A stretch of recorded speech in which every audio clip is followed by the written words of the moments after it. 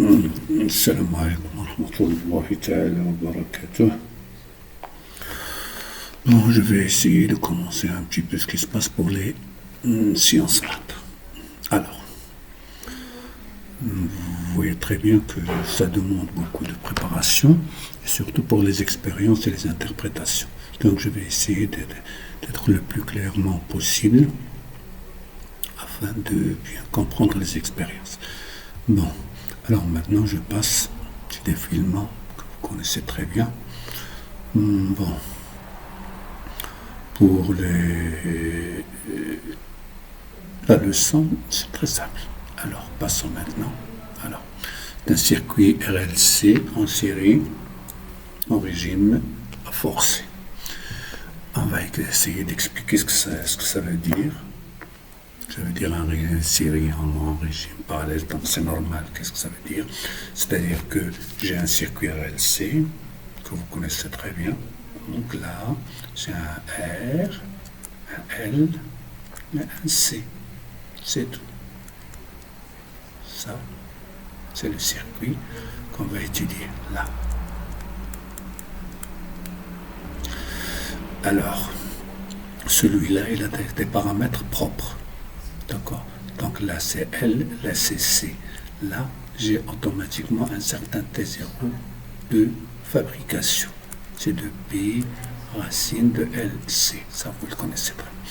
Maintenant, ce que je vais faire, c'est que je vais ici mettre un générateur, un GBF. D'accord.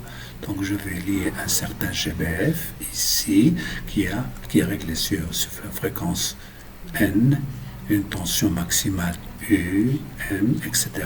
Donc je vais moi voir cette tension-là, celle-là. On va essayer. Donc si ça va, donc il y aura un courant. Donc on va étudier, attends, deuxième coup, I. Bon, voilà. Alors maintenant, qu'est-ce que je vais?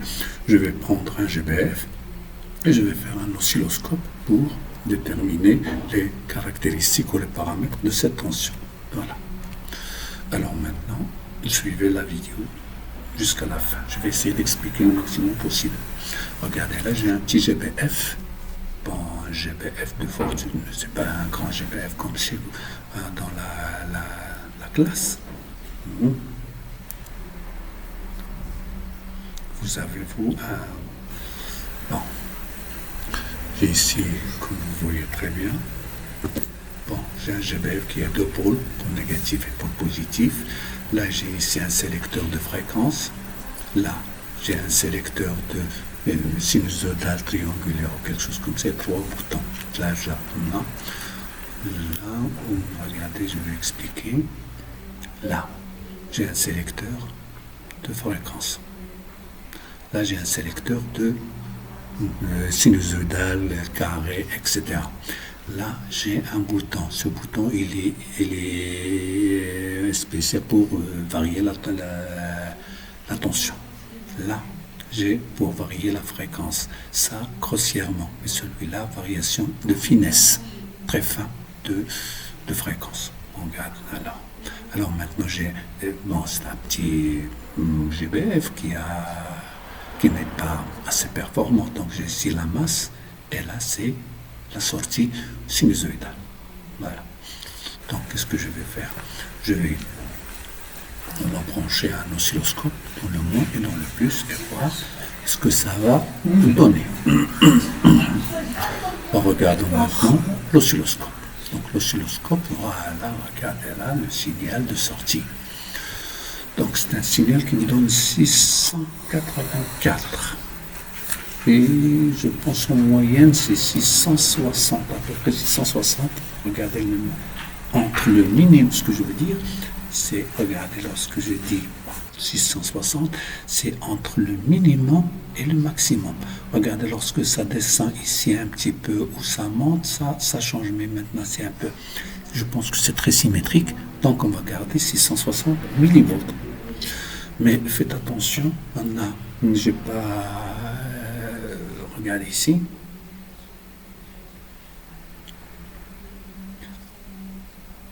Regardez ici, la sonde elle est réglée de fois 10, là, fois 10. Donc c'est-à-dire ce que je vais avoir ici, il faut le multiplier par 10. Voilà, pour la tension. Bon, alors maintenant j'ai branché, j'ai les tensions. Et cette tension, regardez là. Bon, il y en a des. Comment?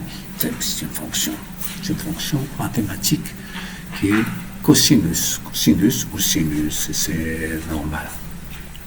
Mais, comment je vais les décrire mathématiquement? C'est ça ce qui est.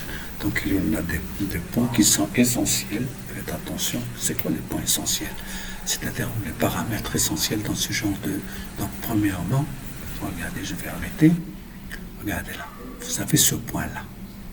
C'est le sommet, c'est le maximum. Le zéro, c'est là. Donc d'ici à là, qu'est-ce que je vais l'appeler? C'est l'amplitude maximale. UM, que je vais. Oui, UM. Regardez là, c'est nul, c'est zéro. Donc la tension, elle change en fonction du temps. Alors, voilà le premier paramètre, c'est le grand. Maintenant, puisque c'est un phénomène périodique, donc il a une période. Regardez d'ici à là. D'accord? Donc, d'ici à là, combien qu'il est la durée. Donc, si vous remarquez très bien, bon, on va par exemple prendre d'ici, c'est 1, regardez 1.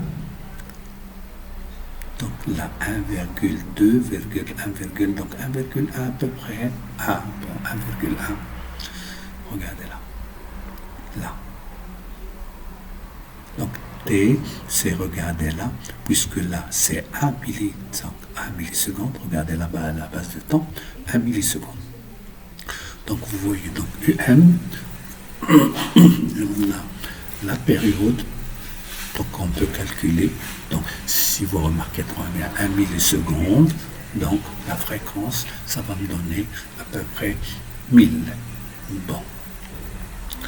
Voilà, si je peux même mesurer ou non, je vais premièrement régler maintenant le problème qui se pose. Voilà.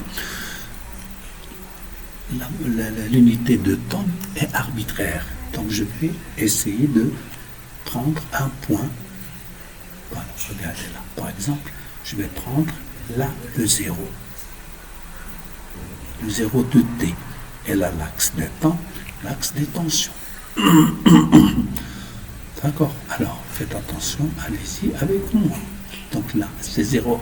Donc, cette courbe-là, à ce point-là que je vais considérer l'origine des temps, ça peut être maximal.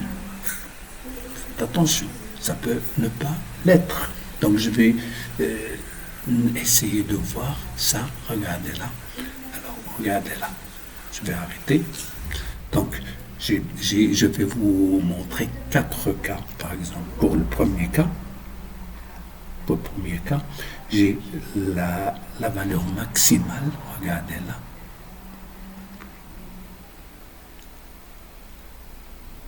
Regardez la valeur maximale. Voilà. La valeur maximale à t égale à 0, la tension, elle est maximale. Donc à t égale à 0. D'accord? Ça peut ne pas l'être. Regardez un deuxième point par exemple, je vais la décaler pour, voilà le deuxième cas, la tension est nulle, c'est le départ. Deuxième cas, UM égale à 0. Faites attention, mais attention, lorsque je dis égal à 0, est-ce que la courbe qui est là, est-ce qu'elle descend ou est-ce qu'elle monte? Donc la pente ici, la pente c'est descendante, donc vers le bas, la pente.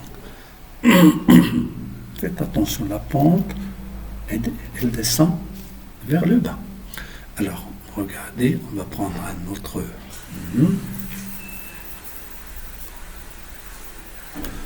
Je vais le décaler pour avoir le 0. Voilà, ici, faites attention, il y a deux conditions. 0, mais la pente, regardez là. Là, la pente, elle est horizontale, il n'y a pas de problème. Donc, c'est le troisième cas. Troisième cas, UM est négative, c'est moins UM. Moins UM. Donc, AT toujours, c'est AT égale à 0. C'est moins UM. D'accord, regardez là. Là c'est moins UM. D'accord?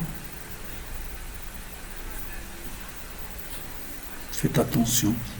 Donc, je vais essayer de bien assimiler les choses. Bon, donc j'ai dit le premier cas. Par exemple, moi, j'ai pris le 0 ici. Donc, lorsque le point là, c'est à t égale à 0, la tension est maximale. Lorsque je la prends ici, la tension, elle est nulle, mais avec une pente descendante. Faites attention, ça c'est pas aussi simple. Lorsque je mettais, elle est là, elle est négative, mais regardez là dans le quatrième cas, UM est nul, mais avec une pente montante. D'accord? Alors, j'espère que vous avez bien assimilé. Alors, si je prends le premier cas qui est le plus populaire, donc je peux prendre à partir de à droite tous les points qui sont donc à droite. Donc, je peux trouver leurs paramètres. C'est-à-dire toujours U, à ce moment-là, à un instant T, par exemple à ce point-là, qu'il est combien le temps, combien de périodes, c'est la phase à l'instant T ou la phase à l'égration. Ça, on peut le comprendre. Donc, voilà, j'espère que vous avez bien saisi. On va interpréter ça.